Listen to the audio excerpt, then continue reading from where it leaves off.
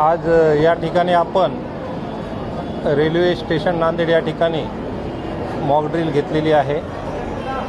नांदेड शहर हे एक पर्यटन ठिकाण आहे। या ठिकाणी संपूर्ण देश विदेशातील पर्यटक या ठिकाणी येत असतात। पर्यटकांची सुरक्षा त्याचबरोबर आपले रेल्वे स्टेशन रेल्वे प्रवाशांची सुरक्षा या दृष्टिकोनातून आपण या ठिकाणी आज मॉक ड्रिल घेतलेला आहे। जर समजा ज्याप्रमाणे पहलगाम येथे अतिरेकी हल्ला झाला तसा हल्ला झाल्याच्या नंतर प्रवाशांची सुरक्षा कशा प्रकारे करावी या दृष्टिकोनातून आजचं हे मॉक ड्रिल आपण घेतलेलं आहे।